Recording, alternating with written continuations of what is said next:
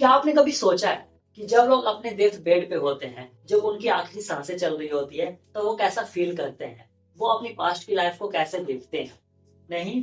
तो चलो आज इसी टॉपिक पे बात करते हैं। और ये करने के लिए हम एक बुक को रिव्यू करेंगे जिसका नाम है Tuesdays with Morrie and my most favourite book, जिसको मिच एल्बॉम ने लिखा है। सो अब हम डायरेक्टली इस बुक के स्टोरी पे जंप करते हैं और इसके बाद हम इस बुक के कुछ अच्छे अच्छे लेसन्स को सीखेंगे और ये भी समझेंगे कि ये बुक कैसे आपकी लाइफ में आपको हेल्प कर सकती है, आपको क्यों ये बुक पढ़नी चाहिए। इससे पहले कि मैं वीडियो में आगे बढ़ूं, आई वुड रिक्वेस्ट कि आप जल्दी से वीडियो को लाइक करो, चैनल को सब्सक्राइब करो and without any further delay let's start with the story.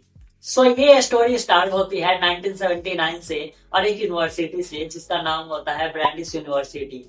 और वहाँ पे एक साइकोलॉजी के प्रोफेसर होते हैं जिनका नाम होता है मॉरिस रॉय।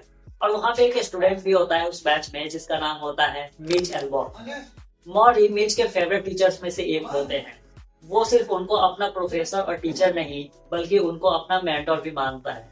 मेंटर एक ऐसा पर्सन होता है आपकी लाइफ में जो आपके सारे प्रॉब्लम्स को सॉल्व करता है, जो अपने एक्सपीरियंस के बेस पे, आप अपने नॉलेज के बेस पे आपको गाइड करते हैं और आपको सही रास्ता दिखाते हैं। सो मॉरी मिच के वही फेवरेट टीचर थे। जब मिच का ग्रेजुएशन खत्म हो रहा होता है, जब वो यूनिवर्सिटी से निकलने वाला होता है, तो वो अपने कॉन्वोकेशन डे पे अपने पेरेंट्स को मॉरी से मिलवाता है, उनसे इंट्रोडक्शन करवाता है और ये प्रॉमिस करता है कि वो हमेशा मॉरी के टच में रहेगा। बट जैसे जैसे टाइम बीतता जाता है, वो अपनी यूनिवर्सिटी छोड़ चुका होता है और वो उनके टच में नहीं रह पाता है क्योंकि लाइफ में बहुत सारी प्रॉब्लम्स आती है। कॉलेज आने के बाद आप अपनी लाइफ में बिजी हो जाते हो, आपका बहुत सारा जो रिलेशनशिप है वो पीछे छूट जाता है और ये रियल लाइफ में भी होता है। सो बेसिकली यही सेम चीज मॉरी के साथ भी और मिच के साथ भी हुआ था। ठीक 15 साल बाद मॉरी को एक बहुत बड़ी बीमारी हो जाती है जिसका नाम होता है ALS, that means amyotrophic lateral sclerosis. और ये उस टाइम पे ऐसी बीमारी होती है जिसका कोई इलाज भी नहीं होता। मीच उस टाइम तक डेट्रॉइट में सेटल हो चुका होता है। डेट्रॉइट यूनाइटेड स्टेट्स की एक सिटी है और वो उस टाइम पे एक सक्सेसफुल स्पोर्ट्स जर्नलिस्ट होता है। उसके लाइफ में बहुत सारी अच्छी चीजें होती है, लाइफ में बहुत सारे मेटेरियलिस्टिक थिंग्स होते हैं, उसके पास अच्छा घर होता है, बहुत अच्छे खासे पैसे होते हैं, बट वो लाइफ में कभी भी खुश नहीं रह पाता है। 1995 में टीवी पे मॉरी का एक इंटरव्यू आ रहा होता है और बीच उस इंटरव्यू को देखता है और फिर वो डिसाइड करता है कि वो दोबारा उनसे कनेक्ट करे, दोबारा उनसे टच में आए और वो एट द एंड वो डिसीजन ले लेता है कि वो दोबारा उनसे मिलने जाएगा। इसके बाद मिच मॉरी के घर पे जाता है और वो 16 सालों से मॉरी को देखा नहीं होता है, तो वो एकदम से फ्रीज हो जाता है। बट मॉरी की यादें अभी भी इतनी तेज होती है, इतनी उनकी मेमोरी पावरफुल होती है कि वो मिच को पहली ग्लांस में पहचान लेते हैं, पहली नजर में उनका उसको आइडेंटिफाई कर लेते हैं।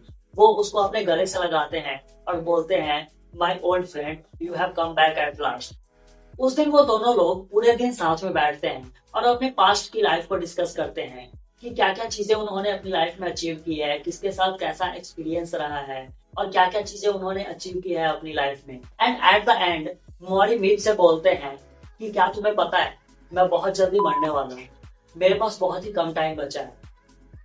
और वो सामने से एक ऑफर देते हैं मिच को, जहाँ पे वो बोलते हैं कि इससे पहले कि मैं इस दुनिया में ना रहूं, मैं चाहता हूँ तुम्हें अपने लाइफ के जो ग्रेटेस्ट लेसन्स है वो तुम्हें सिखा के जाना, कि तुम्हारी लाइफ में सबसे ज्यादा क्या इम्पोर्टेंट है, किन किन चीजों को तुम्हें सबसे पहले प्रायोरिटी देनी चाहिए, क्या वो तुम सीखना चाहोगे।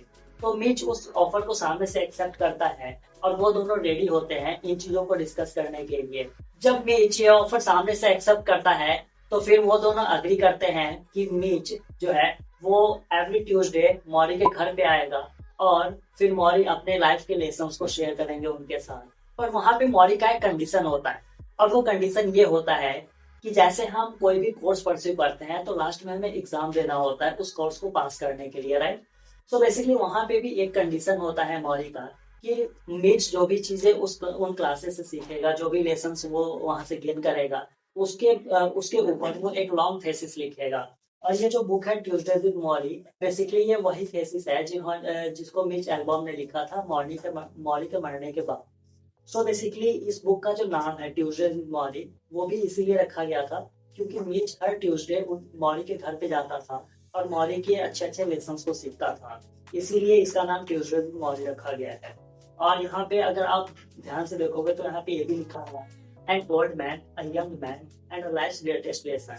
So ये बेसिकली क्लियरली डिपिक्ट करता है कि इसके अंदर क्या है. आई होप ये जो स्टोरी है आपको काफी इंटरेस्टिंग लगी होगी. और अब हम इस बुक के कुछ अच्छे लेसन्स को सीखने वाले हैं, कुछ लेसन्स को डिस्कस करने वाले हैं जो पर्सनली मुझे काफी अच्छी लगी है एंड आई होप आपको भी अच्छी लगेगी. So here we go. Lesson number 1, death ends a life not a relationship. जब मीच को ये बात पता चलती है कि मौरी के पास बहुत ही कम टाइम बचा है और वो जल्दी ही इस दुनिया से जाने वाले हैं, तो वो बहुत ज्यादा सैड हो जाता है और वो बहुत इमोशनल होके बोलते हैं कि मौरी अब तो तुम मुझे छोड़ के चले जाओगे, अब मेरा इस दुनिया में कौन होगा. इस टाइप को वो स्टेटमेंट्स बोलता है, इस टाइप की वो बातें बोलता है. तो वहीं पे वो मौरी जो होते हैं वो ये स्टेटमेंट देते हैं कि death ends a life not a relationship. उनका बेसिकली यहाँ पे ये कहना है कि जब भी कोई इंसान जो आपका लव्ड वंस होता है, जब वो इस दुनिया को छोड़ के जाता है, तो उनकी सिर्फ फिजिकल जो प्रेजेंस होती है वो खत्म होती है, बट उनके साथ जो आपका मोमेंट्स होता है, जो आपकी मेमोरीज होती हैं और जो लेसन्स उन्होंने अपनी लाइफ में दिए होते हैं आपको, वो कभी भी खत्म नहीं होती है. उनके साथ जो आपका लव होता है, उनके साथ जो आपकी रिलेशनशिप होती है, वो हमेशा बरकरार रहती है, वो हमेशा आपके साथ रहती है. वो बोलते हैं कि एक रिलेशनशिप कभी भी फिजिकल प्रेजेंस पे डिपेंड नहीं करता है, वो इमोशनल अटैचमेंट पे डिपेंड करता है. अगर आप किसी पर्सन से इमोशनली अटैच हो तो डेथ जैसी चीजें भी उसको कभी ब्रेक नहीं कर पाती है, आपके रिलेशनशिप को ब्रेक नहीं कर पाती है.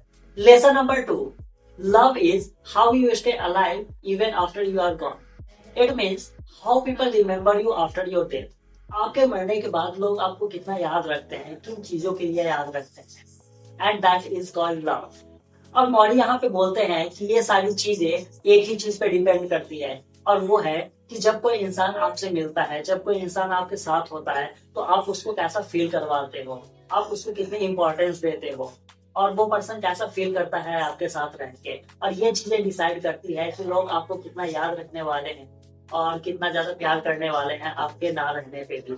यहाँ पे मौरी बोलते हैं कि जब आपको अपनी लाइफ में क्लियर होता है कि आपको कैसे मरना है और आपके मरने के बाद लोग आपको कैसे याद रखने वाले हैं, तो आपका जो नजरिया होता है अपनी लाइफ को देखने का, अपनी लाइफ को जीने का, वो कम्प्लीटली चेंज हो जाता है. फिर उस पर्टिकुलर मोमेंट पे आपके लाइफ में जितने भी मटेरियलिस्टिक थिंग्स होते हैं, ये बड़े घर हो गए, बड़ी बड़ी गाड़ियां हो गई, बड़े बड़े पैसे हो गए, इनमें से कोई भी चीजें मैटर नहीं करती है. You just want love and happiness, and आप जस्ट लोगों के साथ टाइम स्पेंड करना पसंद करते हो, और आपको सिर्फ और सिर्फ अपनी लाइफ में लव और हैप्पीनेस जैसी चीजें चाहिए, nothing else. Third and the last lesson in this video is the most important thing in life to learn is how to give out love and how to let it come in. ये statement love के transformative power को highlight करता है. यहाँ पे मौरी बोलते हैं कि love is not just an emotion.